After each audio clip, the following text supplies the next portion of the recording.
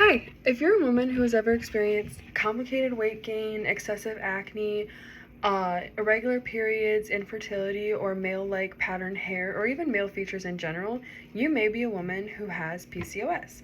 According to Mayo Clinic, PCOS, or polycystic ovarian syndrome, is something that can cause life altering complications that may be harmful to a woman's physical and mental health. But with proper nutrition, education, and treatment, there is ways you can go back to a lifestyle that feels comfortable and good for you. Today I'll explain to you the warning signs of PCOS, how to get help and resources for PCOS, and ways to get support that can help your overall well-being when dealing with PCOS. So first of all, I want to discuss the warning signs of PCOS. This can be a wide range of things. This can be anything from an irregular menstrual cycle to excessive weight gain. But first I want to start with a regular menstrual cycle. The reason this happens is because your body is at a higher range of androgen or testosterone. Testosterone is something that women and obviously males have, and men also have testosterone and estrogen as well, same as we. We just have a lot less. But if you're a woman with PCOS, you are more likely to have way more androgen. That allows you not to have a period as much, or it can make you have a period for way longer. It basically just messes up your entire menstrual cycle, which also results in you having those infertility problems, acne problems, and overall your hormonal imbalance altogether. This actually leads to why you may have male pattern hair, which is the next point I want to get to. Male pattern hair, or even male pattern growth of the hair, or even features, is because of the androgen testosterone that is in your body. The testosterone basically is something that you see in men, and that's why they have beards, that's why they bald faster, that's why they get bigger. And women with PCOS have all those same features, but obviously they're less. So a woman with male pattern hair is going to experience hair on their face, down their neck, more so on their shoulders, and you can also experience them having more thinned out hair on the top of their heads or even the back or the sides.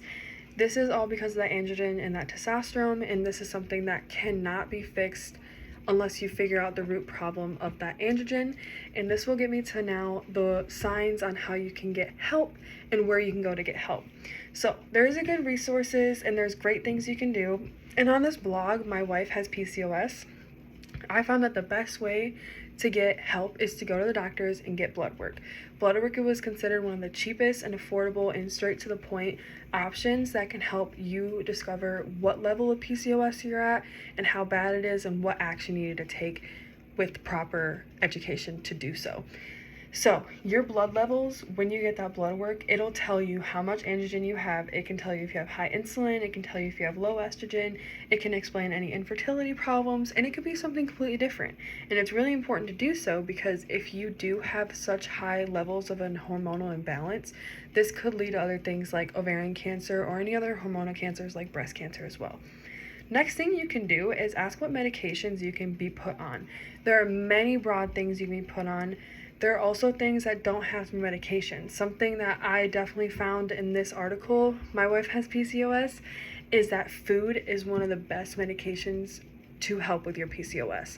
Food may not exactly help with the weight loss that you might be wanting to achieve or the acne you might be wanting to go away, but this could definitely help with infertility problems. It could help with a little bit of the testosterone problems, and there are many, many foods that can help with these things. Next, you can also talk to your doctor about getting an ultrasound. When you are looking at that ultrasound, this is a more expensive route, so I know it is not as accessible, and that's kind of why I make it the last point. Your ultrasound will be very interesting. So, for a woman, I know it's kind of hard to see, but your ovaries should look like this. This is a normal ovary. It's pretty blank. Sorry, I don't know why it's blurry. And it's pretty bare. Now, if you flip over, you can see a PCOS ovary or a polycystic ovary, and it has cysts all over the place, which is what the name is for, polycystic, because your whole ovaries are full of cysts. And this also allows you to not be able to have a period as well. But if you have so many cysts and so many things on your ovaries, it might be a thing where you need to go actually get surgical help or medications that are straight from the pharmacy. So, as you know, there are many things you can go through when discovering you have a diagnosis of PCOS. So, there are ways to feel support and joyed by your PCOS, because sometimes this is not the best thing people can get diagnosed with. People dream about being parents, but there are so many ways to get help and feel motivated to fix the problems you may have endured through this diagnosis.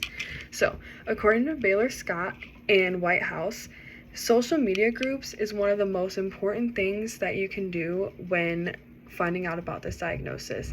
This allows you to feel included. This allows you to feel inspired by other people. Because one thing that's not mentioned a lot is that a lot of people have PCOS. More than half of the population that has PCOS is undiagnosed. So there's people that don't even know about it because sometimes they're too embarrassed to speak out about it. So allow yourself to be okay with the fact that you have it, and go to people that you have, because you want to attract that comfortableness and you want to be around someone that you feel is like yourself. Next, you want to allow people around you to be aware, so that way they can help you be like in charge and help you with your lifestyle changes that you may need to take and get you motivated, because it is a work in progress. It's not something that just comes easy. It's not something that just, oh yeah, let me fix my entire lifestyle, let me just fix everything I'm doing. Like, it takes work, and it's really good to have a good system behind you to help and motivate you. Lastly, knowing that there's ways to make you feel better throughout the day. There are some ways and reasons that these symptoms may be happening, and there are other things like your environment, stress, school, work. These might be something that is making your symptoms worse than they actually they may be.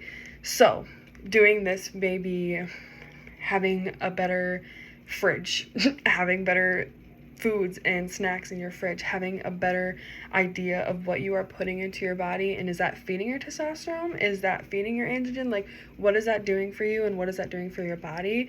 That is something that you really need to take seriously when doing these things, and allow yourself to be okay that if it's not perfect, it can be, and it's all gonna take time. Just knowing that you are in control of what you're doing, but not being afraid to ask others for help if you need it. So, PCOS can take a toll on many women, and I'm sure if this all sounds very familiar to you, you probably have it because it is very common. But knowing your warning signs and how to get help and how to make you feel better after your diagnosis are all things that can completely alter your lifestyle and the way you're enjoying your life from day to day. And it might be difficult to take this information in, but knowing that many women go through this, including myself, polycystic ovarian syndrome is not something that is life-threatening, but it definitely is life-altering. Don't be scared to get help and reach out. Ultimately, this will make your life feel better, and it'll make everything you do, and honestly the people around you, to feel so included.